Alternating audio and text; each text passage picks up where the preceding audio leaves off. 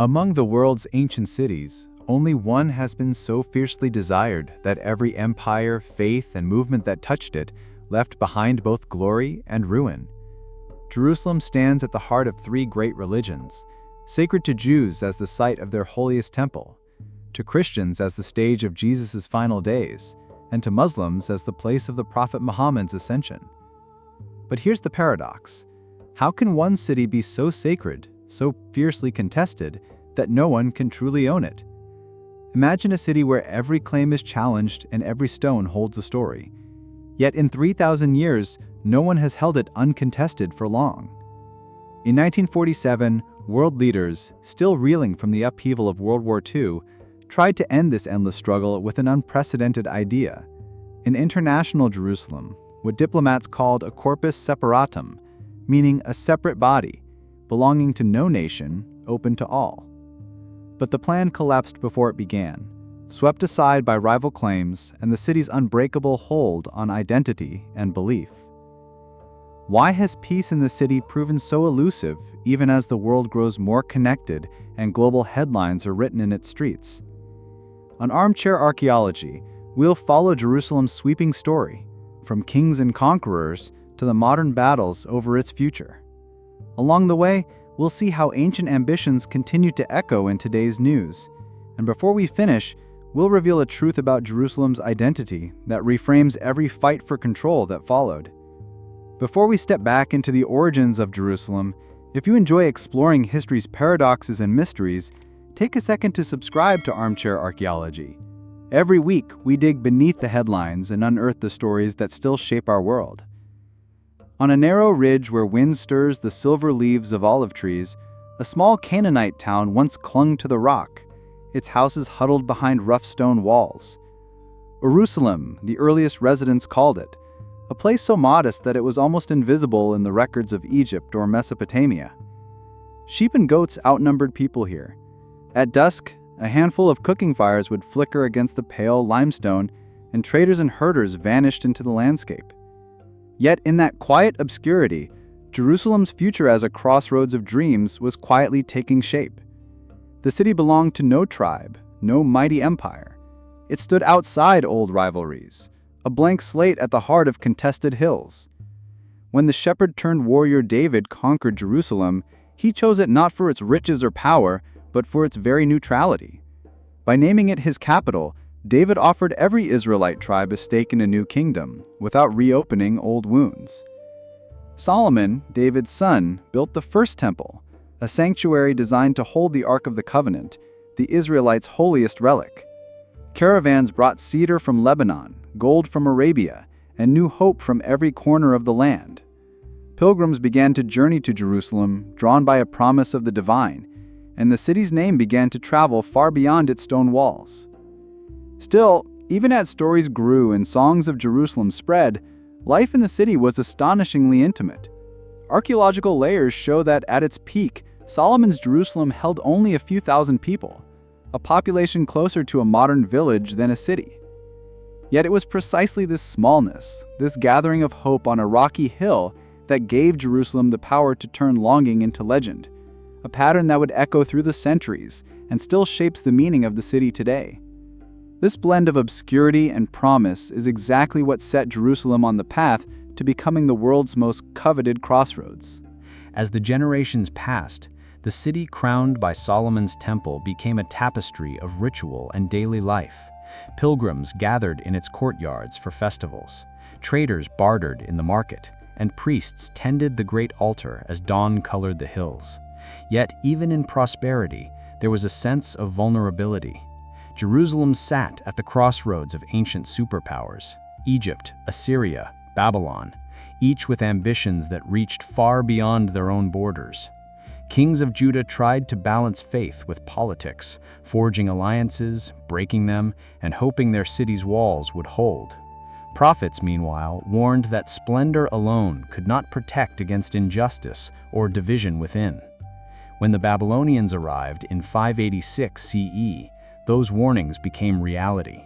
Jerusalem's defenses fell, the temple was consumed by fire, and the city's survivors were marched into exile, forced far from home stripped of everything but memory.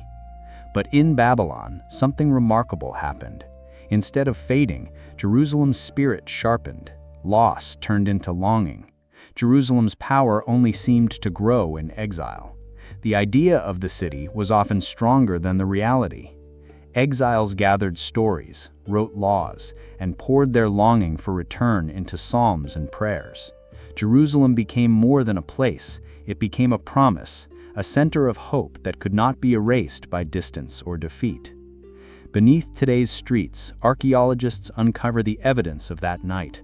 Layers of charred beams, shattered pottery, and blackened stones still buried under the old city. These ancient scars run parallel to the invisible lines that divide Jerusalem even now, reminding us how trauma and longing can transform loss into identity. Those ruins are more than relics. They're a physical reminder that every chapter of conflict still shapes how Jerusalem is divided today. For those exiled so long ago, and for millions since, Jerusalem became proof that a city's power can outlast even the fiercest destruction, and that the dream of return is sometimes stronger than any wall. When the exiles finally returned from Babylon, they found Jerusalem scarred and silent, but alive with possibility. Bit by bit, families rebuilt shattered walls and restored the temple. This second temple less grand than Solomon's, but just as vital.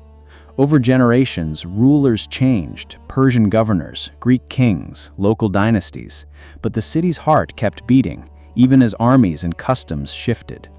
Centuries later, Herod the Great, famous for his ambition and uneasy alliances, set out to transform Jerusalem's skyline. He expanded the Temple Mount on an epic scale, demanding stone blocks so enormous that some still rank among the largest ever used in ancient construction. Those stones remain today, forming the base of the Western Wall where prayers are whispered day and night. Standing before the wall, you witness the handiwork of Herod's builders, ancient stones that have watched over centuries of hope, fear, and unbroken devotion. But grandeur couldn't insulate Jerusalem from turmoil. Roman legions patrolled its streets, their presence a daily reminder that this holy city was now a distant outpost of empire. Tensions simmered between local leaders, priests, and occupying soldiers. In this charged atmosphere, a Galilean preacher named Jesus entered the city, gathering crowds and challenging the order of things. For some, he brought the hope of a new era. For others, a threat to stability. It all came to a head in 70 CE. Rebellion erupted. Roman forces besieged Jerusalem, setting the temple ablaze and turning homes to rubble. The Jewish people scattered in what would become known as the diaspora, a dispersal that would shape identity for centuries. Yet, even as smoke rose from the ruins, the city's story was far from over. In the ashes, longing for Jerusalem only deepened, proving that a city's spirit can survive, even when its stones are scattered. If this layered history of faith and conflict fascinates you, I've put together a deeper exploration in our ebook, Secrets of the Ancient World: Mysteries, Technologies, and Lost Civilizations. Inside, you'll find hidden stories about Jerusalem's ancient engineering, spiritual puzzles, and the city's overlooked discoveries. The link is in the pinned comment if you're curious to go further. After Roman armies razed Jerusalem, the city's future seemed uncertain. For centuries, its streets echoed with loss and longing. But in the 4th century, a new force swept in from Rome itself. Emperor Constantine, inspired by his mother Helena's journey to the Holy Land, changed the city's destiny overnight.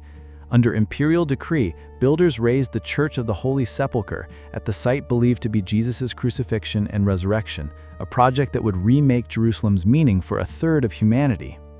Pilgrims traveled from as far as Europe and North Africa, braving deserts and seas just to pray within the city's reborn heart. The energy of their arrival transformed Jerusalem. Old Roman roads were paved anew, new churches rose beside ruined synagogues, and the city became a place where the world's hopes collided in stone and story. Local guides, merchants, and innkeepers quickly adapted, turning faith into the city's new lifeblood. Within these newly built churches, the city's past and present fused in stone and memory. Builders salvaged blocks from toppled Jewish temples and Roman outposts, setting them into fresh walls, arches, and altars. Even today, a visitor to the Church of the Holy Sepulchre might spot a weathered Hebrew inscription or a Roman capital seamlessly embedded in Christian holy ground. Each generation layered its beliefs upon the last, creating a city where sacred history is literally written in the stones beneath your feet. For the first time, Christians and Jews shared Jerusalem, not always peacefully, but always with urgency. Each community staked its future and identity on the same narrow streets, building traditions that persist into the present. The city's destiny as a crossroads, both sacred and volatile, was sealed. And with every new wave of pilgrims, Jerusalem's power and its risks continued to grow. But with every new faith that arrived, the question remained: what would happen when the next great power came knocking? By the early 7th century, Jerusalem's battered walls stood between fading empires and rising faiths. After centuries of Roman and Byzantine rule, the city had become a patchwork of Christian shrines and Jewish memories. But in 638 CE, everything changed. Muslim armies led by Caliph Umar arrived at Jerusalem's gates, not as conquerors bent on destruction, but as new stewards eager to claim the city's spiritual legacy. With respect for the city's diverse population, Umar's administration allowed Jews long exiled to return to their old neighborhoods. Jerusalem's markets filled with new languages, its courts resounded with debates in Arabic, Greek, and Hebrew. The city's skyline, though, was about to gain a new symbol. The Umayyad dynasty, inspired by the story of the Prophet Muhammad's miraculous night journey and ascension, commissioned a shining sanctuary on the Temple Mount, the Dome of the Rock. The very foundation of this new shrine was set atop the plateau where Jewish temples once stood, its gleaming golden dome rising above ancient retaining walls. Here, sacred stones and histories intertwined. Roman columns were incorporated, old platforms reused, and the footprint of earlier sanctuaries provided the base for a new chapter in Jerusalem's spiritual life. The city now echoed with calls to prayer, and the Dome of the Rock's mosaics reflected the colors of every faith that had left its mark. Jerusalem became a city where the sacred past was never erased, only rewritten. Layer upon layer, Jewish, Christian, and now Muslim traditions created a living mosaic, but also a deep fault line. Each community made a home here, yet none could truly claim the city as their own. Its fate as a magnet for devotion and conflict was sealed, each era building on the ruins of the last. If you're finding new layers to Jerusalem's story today, a super thanks is a great way to help support these explorations and keep the channel thriving. By the end of the 11th century, word spread across Europe that Jerusalem, now sacred to Christians, Jews, and Muslims alike, was under Muslim rule and closed to Christian pilgrims. The call for a crusade thundered from pulpits and palaces, promising redemption for those who would reclaim the holy city. Armies of knights, peasants, and adventurers crossed continents, their banners trailing hope and vengeance. In 1099, Crusader forces breached Jerusalem's defenses after a brutal siege. What followed was a storm of violence so extreme that its memory echoed in chronicles from every side. Churches and mosques were seized, homes shattered, and entire neighborhoods emptied. The new rulers crowned themselves kings and began refashioning Jerusalem in their own image, converting Islamic shrines and synagogues into churches and fortifying the city's walls. Market stalls, once home to spices and silks, now offered relics and crusader coin. Yet for all the triumph, the city's fate was never secure. Languages from across Europe mingled with Arabic and Armenian in crowded markets, but crusader control was always fragile. Less than a century later, in 1187, Salah ad-Din, known in the West as Saladin, led Muslim forces to retake Jerusalem. His entry marked not just a shift in power, but a rare act of mercy for the era. Rather than repeat the horrors of conquest, he allowed many of the city's inhabitants to leave unharmed. The outlines of Crusader-era gates and churches still shape Jerusalem's old city, and Salah ad-Din's name is spoken on its streets. The Crusades left behind a city more layered than ever. Every stone carries memories of faith, conflict, and fragile coexistence. That legacy endures, woven into Jerusalem's living mosaic and reflected in headlines centuries later. Echoes of those medieval battles continued to shape how the world sees this city of faith and struggle. Jerusalem's story touches so many lives and perspectives, sometimes in ways that don't make the history books. If this part of the city's journey made you think of something, or if you've ever walked those ancient streets yourself, I'd love to hear your thoughts in the comments. The best part of Armchair Archaeology is hearing how these stories connect to your own. When the armies of the Ottoman Empire took Jerusalem in 1517, the city was weary from centuries of turmoil. Ottoman sultans brought relative stability, repairing the city's ancient walls and supporting the upkeep of sacred sites, from mosques to synagogues to churches. Each night, massive iron keys locked the gates, preserving an order that was secure and fragile. Inside those walls, Jerusalem thrived on diversity and tension in equal measure. Muslims, Christians, Jews, Armenians, and Greeks all carved out their own quarters, neighborhoods humming with market chatter and the melodies of different prayers. Ancient rivalries flared up, especially over control of holy places. But most days, life unfolded in a carefully maintained balance. The city's population slowly grew, its winding lanes echoing with the footsteps of pilgrims, traders, and families from across the Mediterranean and beyond. As the 19th century unfolded, the outside world came knocking. European powers opened consulates, sponsored new churches and synagogues, and sent scholars to unearth Jerusalem's buried past. Railways and telegraphs connected the city to distant capitals, while foreign investment and new schools transformed both the skyline and the daily lives of its people. Amid this swirl of change, a quiet shift was taking place. For the first time in centuries, Jews made up the largest single community within Jerusalem's walls. Census takers recorded new names, languages, and traditions, capturing a city whose identity was no longer simply Ottoman, but global and contested. This shift would soon tip the balance of power, changing Jerusalem's future in ways no one could predict. But as the old empire faded, a new contest for Jerusalem was about to begin, one that would redraw its future and test its fragile peace. As Ottoman rule faded, Jerusalem stood at the crossroads, its communities vibrant and divided, and its destiny more entwined with the ambitions of outsiders than ever before. World War I shattered old empires, and in 1917, British troops entered Jerusalem, their general walking on foot through the Jaffa Gate as a gesture of respect. Britain now held the mandate over Palestine, but ruling Jerusalem meant navigating a maze of identities and ancient loyalties. British officials paved roads and drew new maps, but every change seemed to deepen suspicion rather than ease it. For Jewish communities, the mandate brought a surge of hope. Inspired by Zionist dreams and seeking refuge from rising dangers in Europe, more families arrived each year, building new neighborhoods, schools, and businesses. Palestinian Arabs, both Muslim and Christian, watched these changes with growing anxiety, determined to defend their own homes and heritage.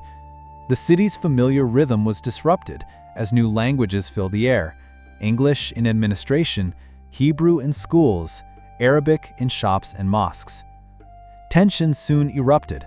Riots flared over access to holy sites, strikes and protests rocked the city, and British police struggled to keep the peace. Armed groups patrolled their own streets, and barbed wire sliced through lanes that had once linked neighbors and markets. Jerusalem's divisions became increasingly visible, marked by both barricades and whispered fears.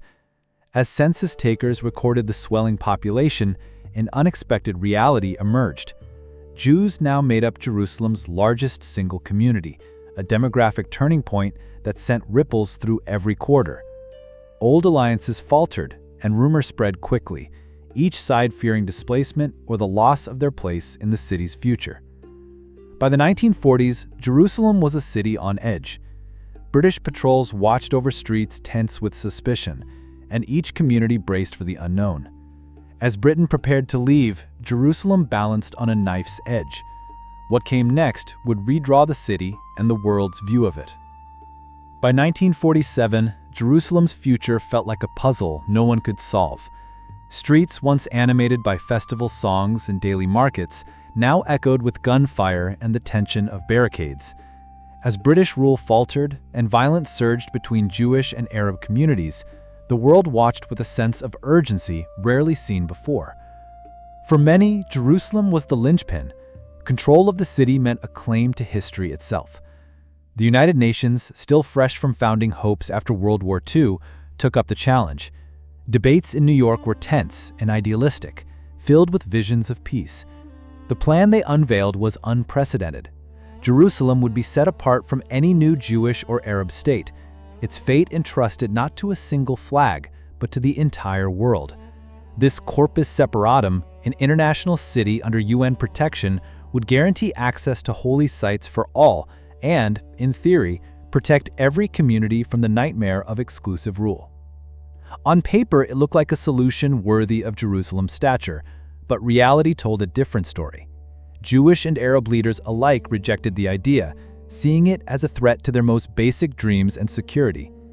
In the city itself, confusion quickly turned to fear. Neighbors who had traded with each other for generations now eyed each other warily, while barricades and snipers cut through familiar streets. Maps with dotted lines filled newspapers, but bullets and refugees defined daily life. In the end, the dream of an international Jerusalem lasted only in the records of diplomats. On the ground, the plan was little more than a fantasy, quickly shattered by fear, violence, and the stubborn realities of life in Jerusalem. As the British prepared to leave, the city was already spiraling into new conflict, its status not resolved, but transformed into another chapter of struggle and hope that still shapes Jerusalem's future today. There's so much more beneath Jerusalem's surface: technologies lost to time, forgotten alliances, even archaeological clues that still spark debate. If you want a guide to the ancient world's unsolved mysteries, don't miss the ebook. Secrets of the Ancient World is packed with insights for anyone who loves thinking deeply about our shared past. Find the link waiting for you in the pinned comment. When British rule ended in 1948, Jerusalem was swept into a storm of war that redrew the city overnight. The old city, with its golden dome and ancient western wall, fell to Jordanian forces, while new Israeli neighborhoods sprang up to the west. Barbed wire, barricades, and armed checkpoints sliced through once familiar streets, dividing families and communities. For the first time in centuries, Jews were barred from their holiest sites, while Palestinians in the west faced their own losses in exile. Suddenly, life on each side of Jerusalem's new border became unrecognizable to the other. Where neighbors once shared markets and streets, barbed wire and checkpoints now kept them worlds apart.